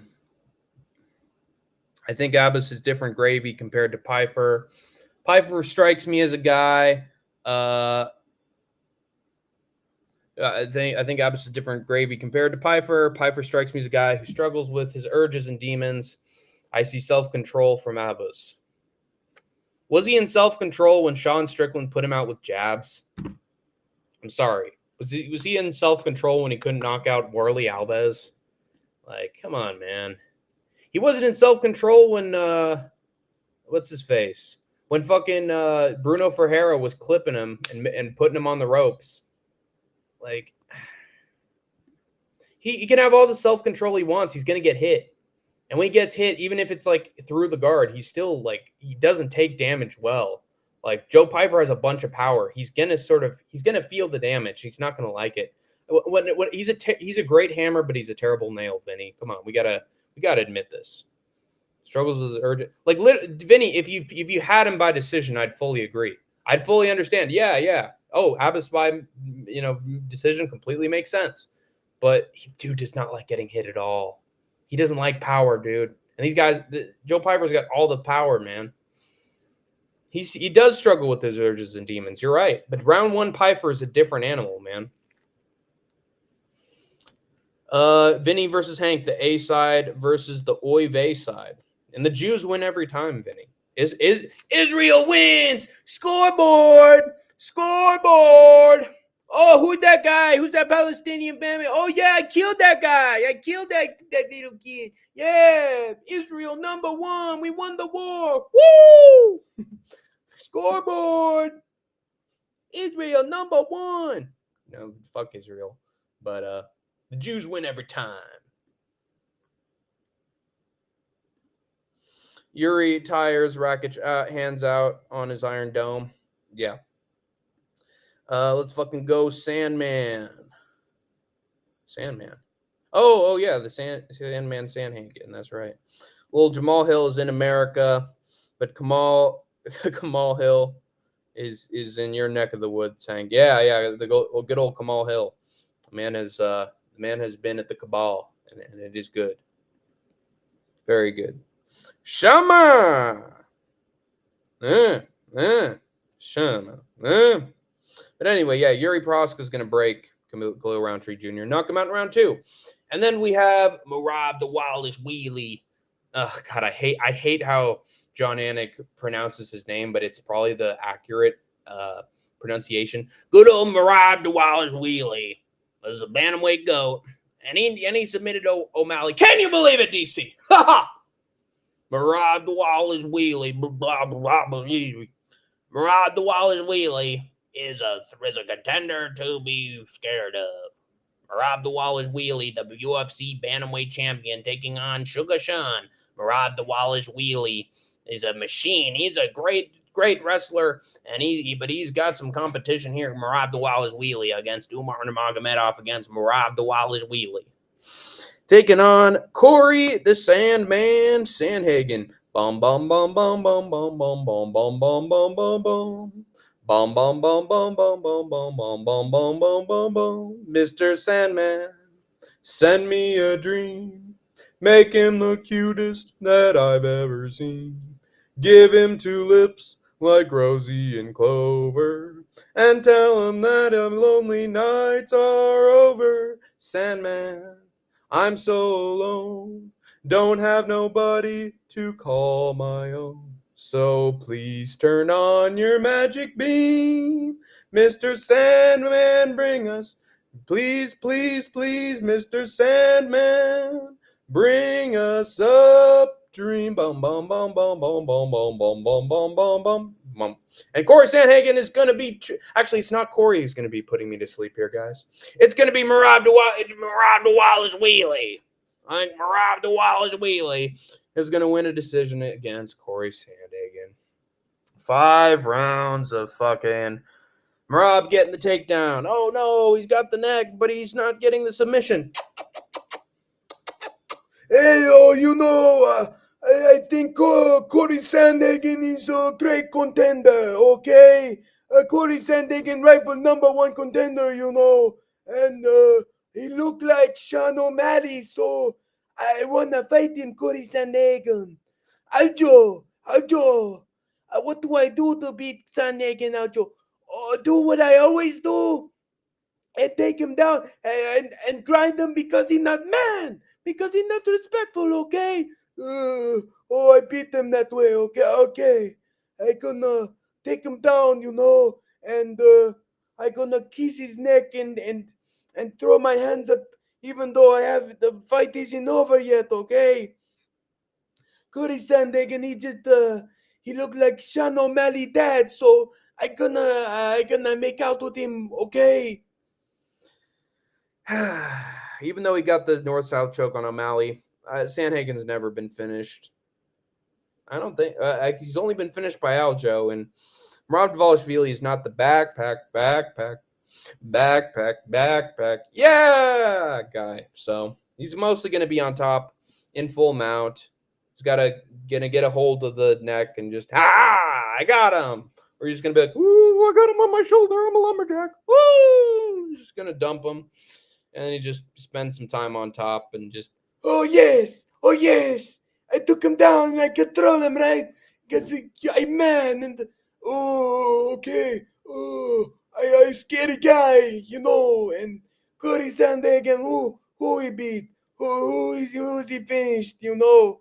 I would snap Davison like a toothpick, okay? So yeah. Oh, 1 second.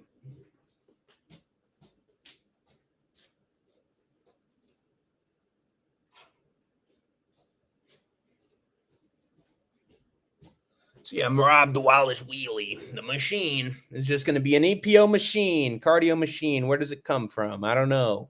I think he's gonna put the crowd to sleep. Unless he's gonna put the crowd to sleep, not the Sandman, just by doing his thing and Marabing the fuck out of Corey Sandhagen. This is a pretty obvious result, in my opinion. Some people are saying that Corey's gonna get the upset, but dude, Umar beat him with just a little bit of grappling. So. And Marab Duvalish wheelies. Striking just gets better as the fight goes on. So I think he's gonna break Sandhagen. Sandhagen's just gonna look more tired as time goes on. He's gonna let the takedowns happen more as time goes on. And boring. So there you go. Sandman versus Sugar. That was the fight. That really was the fight, and they didn't give it to us because Sean O'Malley's a coward, man. O'Malley's a fucking coward. So couldn't get that dream fucking matchup, but gotta just have. I mean, it worked out for Corey because he got the title shot, so makes sense. But dude, Sugar's a fucking coward. We know this now. Can't fucking fight Corey Sandhagen, who you could style on easily, but Song Yadong was doing it. Shama Abbas beats Hermanson easily. The power of Pfeiffer won't help. I mean, not easily. No way it's easily, dude. Jack Hermanson was giving Sean Strickland a tough time, and Sean Strickland knocked out Abus so easily. So, I don't know about that. Power Pfeiffer won't help his low IQ and drinking habits. Power Pfeiffer won't help his low IQ and drinking. It will help him because he's going to knock him out in round 1. I know my pick was Abba's decision, but Firouzah said round 1 KO, so I'm now seeing it differently. Yeah, but there's no rhyme or reason to it. And the UFC, yes. Sandman versus Sugar, yeah, didn't happen. UFC Contender Series, that's pretty good. Cornelio. Marab has the ugliest name ever, dude. It looks like the word dog to me. Yeah, it really makes me sort of sad that we got a guy named Dvalishvili who's a UFC champion. People can't even pronounce his fucking full name, and he's the champion.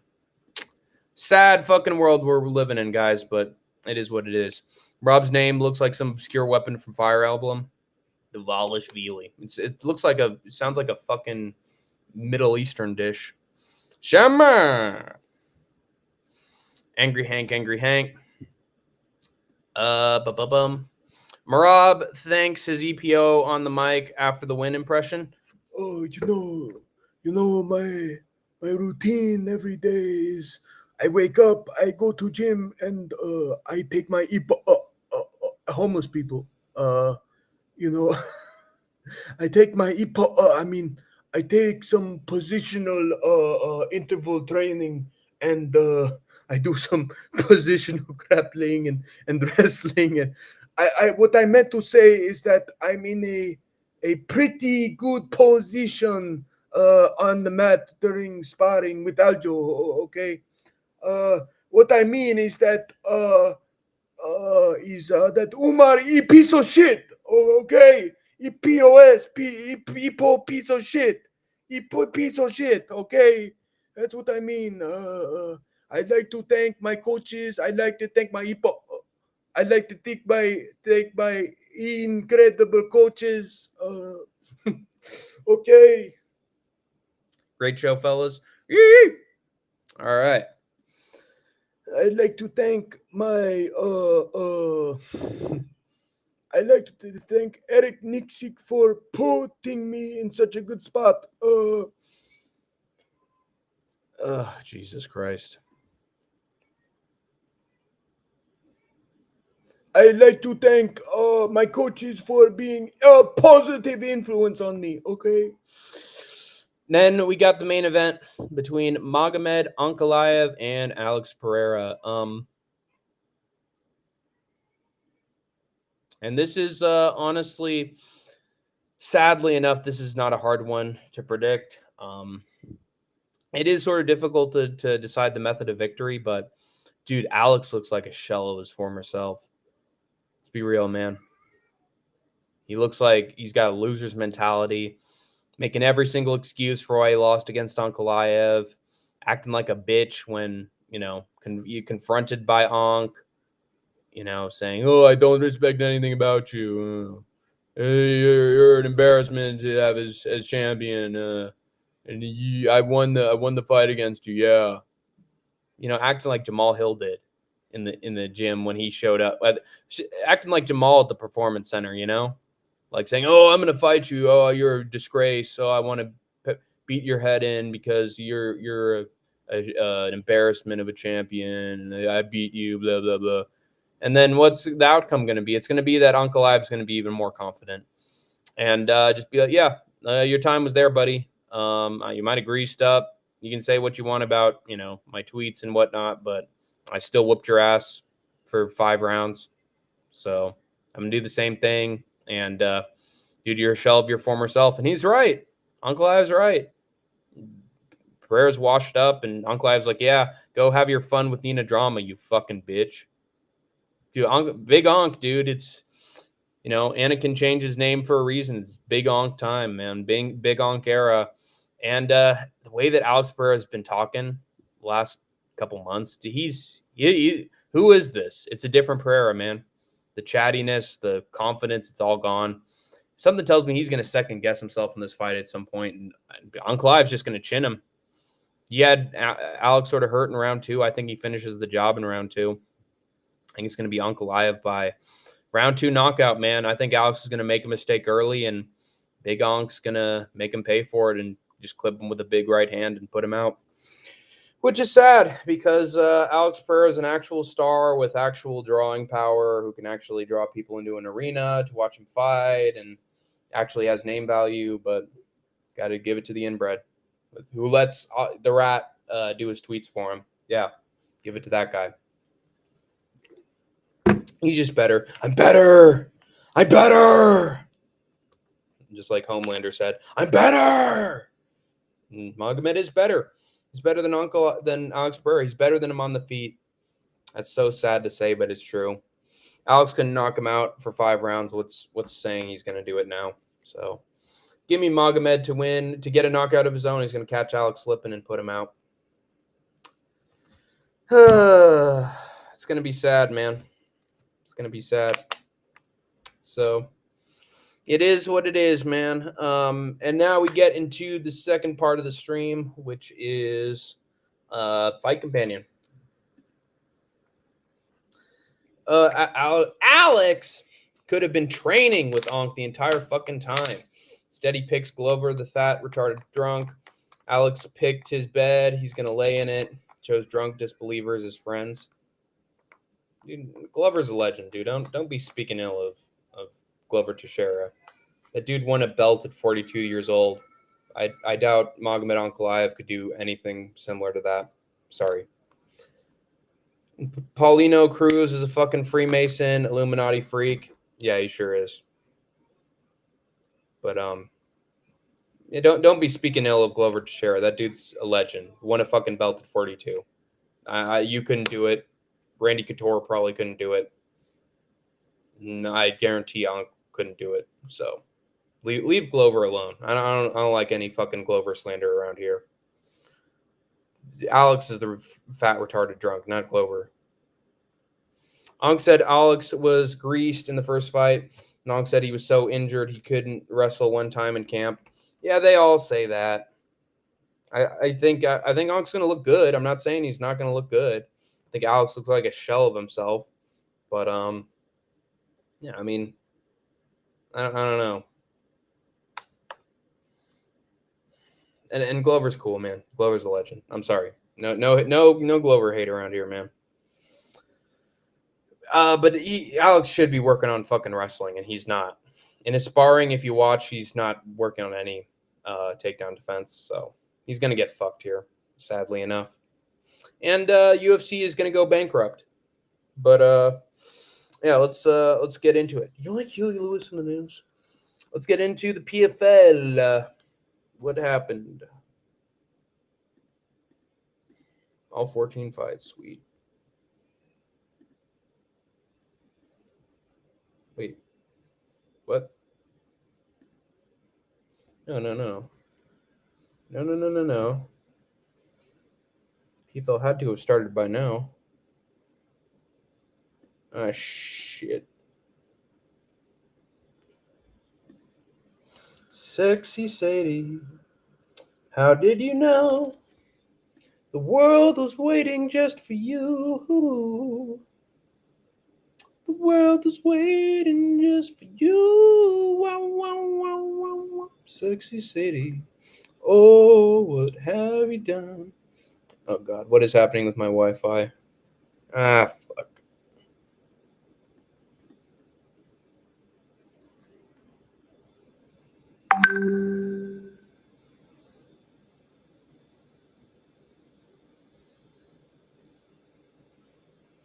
Sexy City, the greatest of them all.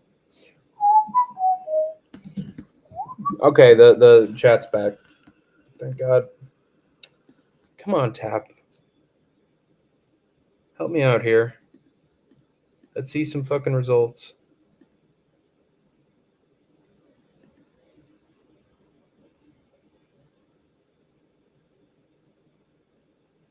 How has it not started yet?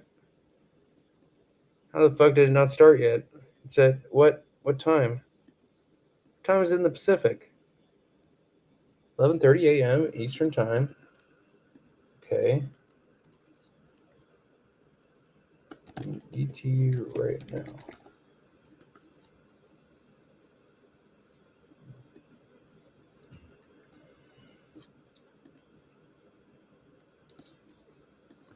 Eastern time right now, motherfucker.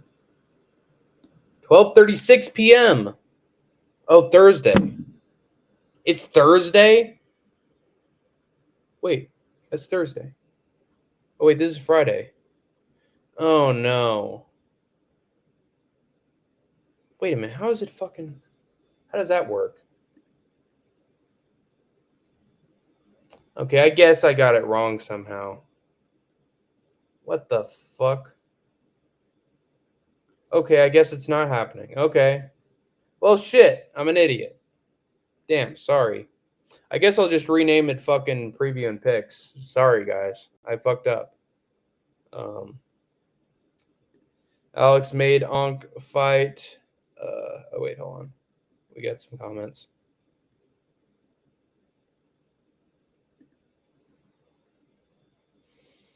Onk said Alex was greased in the first fight. And Onk said he was so injured. Yeah. Alex made Onk fight during Ramadan. When they're both Muslims, you should be fasting. Extremely whack. I hope he gets put out. He will. Imagine Alex getting folded worse than versus Izzy. He goes down so funny. Though Vinny's getting a hate boner right now. Dude, that movie site you sent me started auto-downloading malware after the 200th pop-up. Well, it's worked pretty well for me, so sorry, bud. Whatever, man. Don't ask then. Anyway, that's gonna do it. I'm probably gonna change the name of this stream. And I fucked up. No fight companion. Shit. Yeah, so I guess that's gonna do it. So wait a minute. Yeah. Okay. Yeah. Okay. So that's gonna do it. I have been Hank the Tank. You have been the Troopers and Grinders, and of course, you've escaped the war zone for now. HANKFIRESONG song. HAFAKNKREFONG song. If you think that you can sing it better than any wrong, but it'll help if you just sing along. HANKFIRESONG song. Patrick, so